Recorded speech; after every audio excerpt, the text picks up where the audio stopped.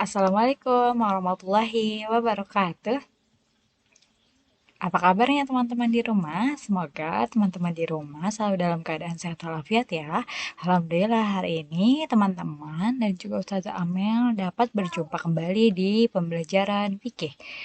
Nah, seperti biasa, sebelum kita mulai pembelajarannya, alangkah lebih baiknya kita berdoa terlebih dahulu yuk, agar Allah bantu kita untuk memahami informasi yang disampaikan. Ustazah Amel izin untuk memimpin doanya ya. Sikap berdoa, tangannya diangkat, kepalanya ditundukkan. Doa sebelum belajar. Bismillahirrahmanirrahim. Rabbi zidni ilman. Warzuqani fahman. Eh, Alhamdulillah tadi kita sudah berdoa. Semoga Allah mudahkan teman-teman dalam memahami informasinya. Kemudian selanjutnya Ustazah Amel izin untuk menyampaikan informasi terkait aturan pembelajaran kita selama beberapa menit ke depan. Aturan yang pertama yaitu yang pertama pastikan teman-teman duduk tegap ketika sedang mendengarkan informasi. Yang kedua pastikan teman-teman fokus agar informasinya tidak terlewat. Yang ketiga pastikan teman-teman mengerjakan proyek. Dan yang terakhir pastikan teman-teman bekerja jujur dan juga tuntas. Itu dia aturan pembelajaran yang perlu teman-teman pahami dan teman-teman laksanakan selama di pembelajaran fikih. Selanjutnya, hari ini alhamdulillah kita berkesempatan untuk mempelajari materi baru, yaitu mengenai qasar sholat. Setelah pekan kemarin Ustazah menjelaskan mengenai jamak sholat, pekan ini Ustazah akan menjelaskan mengenai qasar sholat. Apa sih yang dimaksud dengan qasar sholat itu? Apakah teman-teman di rumah ada yang tahu? Apa pengertian dari qasar sholat? Nah, di sini Ustazah Amel akan jelaskan sedikit ya mengenai pengertian dari qasar sholat. Nah, qasar sholat itu adalah menjadikan sholat 4 rakaat menjadi 2 rakaat ketika sedang safar, baik dilakukan ketika dalam keadaan khauf atau genting maupun dalam keadaan aman. Jadi, qasar sholat itu sholat yang diringkas menjadi dari 4 rakaat menjadi 2 rakaat ketika teman-teman dalam keadaan bersafar atau sedang dalam perjalanan. Safar itu dalam perjalanan, baik itu perjalanan yang genting maupun perjalanan yang aman. Nah, selanjutnya di sini Ibnu Taimiyah telah menjelaskan sebab qasar sholat dan sebab daripada jamak sholat dengan mengatakan yang artinya sholat qasar sholat hanya disebabkan karena seseorang itu bersafar. Tidak boleh seseorang mengqasar sholat pada selain safar. Jadi orang yang tidak sedang bersafar itu tidak boleh melaksanakan qasar sholat. Nah, jika seseorang butuh menjamak atau mengqasar sholat, maka ia boleh mengqasarnya pada safar yang singkat atau safar yang waktunya lama. Begitu pula orang yang menjamak sholat seperti kemarin, boleh alasannya karena hujan atau kesulitan dan semacam itu, atau sakit dan lain sebagainya. Karena sekali lagi diingatkan bahwa menjamak dan mengqasar sholat adalah untuk menghilangkan kesulitan pada kaum muslimin. Di sini sudah ada Majmu'ah Al-Fatwa yang sudah menjelaskan dari Ibnu Taimiyah bahwa qasar dan jamak sholat adalah untuk mempermudah umat muslim untuk beribadah di keadaan genting, di keadaan safar, maupun di dalam keadaan sulit seperti hujan deras atau hujan badai dan kesulitan lain seperti sakit dan lain sebagainya.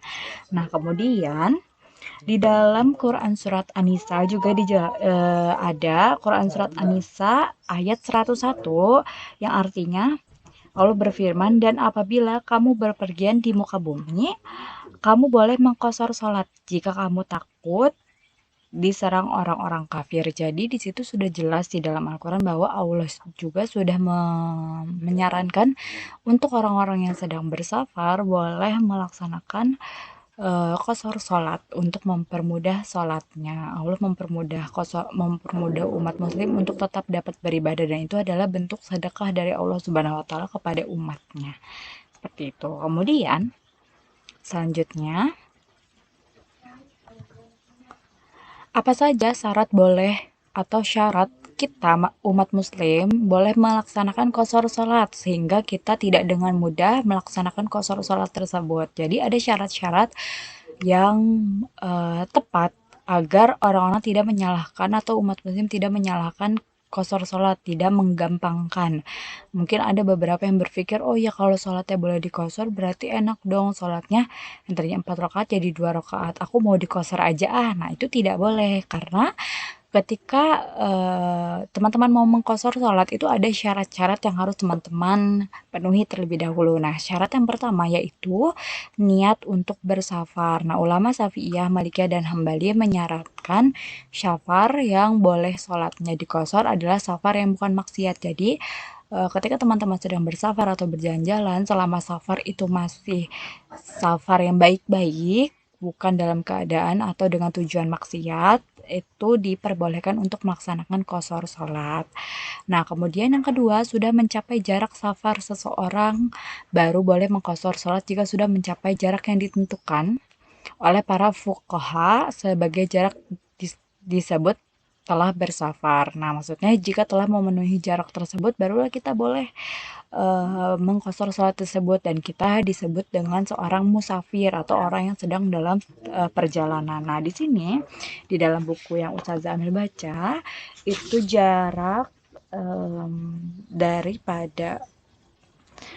daripada eh, teman-teman bersafar ini yang bisa melaksanakan sholat qashar itu memang ada beberapa pendapat. Namun di sini hadis yang dapat dijadikan rujukan kuat dalam permasalahan ini adalah dari Anas bin Malik berkata, jika Rasulullah keluar dalam perjalanan 3 mil atau 3 farsah, Syu'bah perawi hadis ini, nah maka baru diperbolehkan mengqashar sholat. Jadi jaraknya itu adalah satu farsah itu 5.541 mil.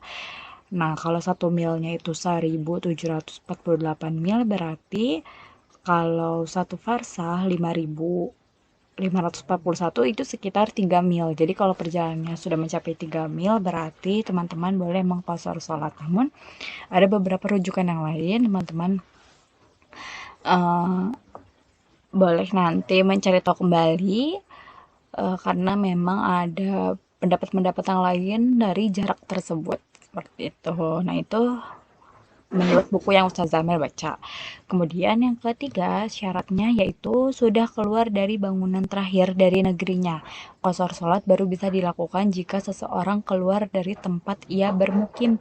Jika ia keluar dari rumah terakhir dari kotanya, ketika itu barulah sholat bisa diqashar menjadi 2 rakaat. Dari sini ada hadisnya, hadis riwayat Bukhari dari Anas bin Malik radhiyallahu anhu, ia berkata bahwa Nabi Shallallahu alaihi wasallam pernah sholat di Madinah 4 rakaat dan di Hulaifah saat itu disebut dengan Bir Ali sholat sebanyak 2 rakaat. Jadi ketika mungkin kalau diibaratkan dengan kita itu kita pergi ke Bandung misalnya. Kita pergi ke Bandung. Hari ini sholat zuhur teman-teman masih sholat di Karawang 4 rakaat. Kemudian teman-teman perjalanan setelah sholat zuhur perjalanan ke Bandung. Ketika sampai di Bandung, nah teman-teman boleh mengqashar sholat, yaitu sholatnya sebanyak 2 rakaat. Ini hanya contoh saja ya. Teman-teman boleh ukur juga berapa mil perjalanan dari kota kalian tinggal ke kota tujuan seperti itu. Itu adalah syarat-syarat dari qashar sholat. Kemudian yang terakhir ada syaratnya yaitu disyaratkan niat qashar untuk setiap sholat. Disyaratkan untuk mengqashar sholat sudah ada niat sejak takbiratul ihram untuk setiap sholat. Jadi sebelum kita melaksanakan qashar sholat kita sudah berniat akan mengqashar sholat tersebut. Jadi ketika kita sedang bersafar, nah dalam hati kita, oh ya nanti ketika sholat asar kita mau mengqashar sholatnya supaya lebih mudah di perjalanannya dan lain sebagainya. Itu sudah ada niat dari teman-teman untuk melaksanakan qashar sholat tersebut. Itu syarat-syaratnya. Kemudian nah qashar sholat ini tidak semua sholat fardu. Sholat fardu itu kan ada 5 waktu, subuh, zuhur, asar, maghrib, isya. Dari 5 waktu tersebut tidak semua waktu bisa kita qashar. Jadi hanya ada 3 waktu sholat fardu yang boleh diqashar, yakni zuhur, asar, dan isya, yang mana aslinya berjumlah 4 rakaat. Jadi sholat yang jumlahnya 4 rakaat itu boleh diqashar Jadi ketika dikosor atau diringkas itu dikerjakan cukup 2 rakaat saja. Dan itu hanya boleh dilaksanakan oleh orang-orang yang sedang bepergian atau sedang dalam perjalanan jauh. Tuh seperti itu ya. Jadi qashar boleh dilaksanakan oleh orang yang sedang bersafar atau dalam perjalanan. Dan yang boleh dikosor hanya sholat zuhur, asar, dan juga isya yang sebanyak 4 rakaat diringkas menjadi 2 rakaat. Selanjutnya, selain itu yang terakhir, yaitu ada tata cara kita untuk sholat qashar. Nah, yang paling utama itu tata caranya sama seperti kita mau melaksanakan sholat yang lainnya. Yang pertama pastinya teman-teman berwudu dulu. Jika teman-teman dalam kondisi tempat tersebut tidak ada air, berarti boleh bertayamum. Wudu atau bertayamum terlebih dahulu. Kemudian setelah itu teman-teman niat sholat qashar. Setelah niat sholat qashar, kemudian teman-teman sholat seperti biasa 2 rakaat sebanyak 2 rakaat. Nah ini adapun niat-niatnya ada niat sholat qashar zuhur, qashar asar, dan qashar isya. Di sini Ustazah bacakan niat zuhur dulu ya. Qashar yang zuhur, usolli bismillahirrahmanirrahim, usolli fardhu zuhri rakaataini qashran lillahi ta'ala. Artinya aku niat sholat fardu zuhur 2 rakaat di qashar karena Allah Ta'ala. Dan itu juga berlaku untuk qashar asar dan qashar isya. Yang dibedakan itu hanya waktunya saja. Berarti kalau tadi usolli fardhu zuhri, kemudian kalau asar berarti diganti usolli fardhu asri. Kalau isya berarti usolli fardhu isya'i. Itu yang menjadi perbedaannya ya. Perbedaannya adalah waktu sholatnya. Boleh sholat zuhur atau asar atau isya. Tapi kalau misalnya sholat subuh berarti dan sholat maghrib itu tidak boleh dikosor karena sholat subuh hanya ada 2 rakaat dan sholat maghrib itu ada 3 rakaat. Jadi rakaatnya lebih sedikit sehingga tidak boleh dikosor. Nah, itu dia mungkin informasi yang dapat Ustazah Amal sampaikan. Jika teman-teman ada yang ingin ditanyakan, nanti boleh langsung bertanya di Google Classroom kalian masing-masing. Seperti itu. Kemudian selanjutnya Ustazah Amel izin informasikan terkait proyek pembelajarannya. Alhamdulillah di pekan ini proyek pembelajarannya teman-teman akan menjawab pertanyaan yang sudah disediakan di lembar proyek yang sudah disediakan di classroom kalian masing-masing yang berkaitan dengan qashar salat. Sehingga teman-teman nanti dapat mengulas kembali informasi yang tadi Ustazah jelaskan kepada teman-teman untuk menjawab pertanyaan-pertanyaan yang ada di classroom kalian. Seperti itu, mungkin cukup sekian yang dapat Ustazah sampaikan. Terima kasih banyak teman-teman yang sudah menyimak informasinya. Semoga Allah mudahkan teman-teman dalam mengerjakan proyek dan memahami informasi. Mari kita tutup bersama-sama dengan mengucapkan hamdalah. Alhamdulillahirabbil alamin. Segala puji bagi Allah Tuhan semesta alam. Terima kasih teman-teman yang sudah menyimak. Semoga teman-teman dimudahkan. Sampai jumpa di pertemuan selanjutnya. Wassalamualaikum warahmatullahi wabarakatuh.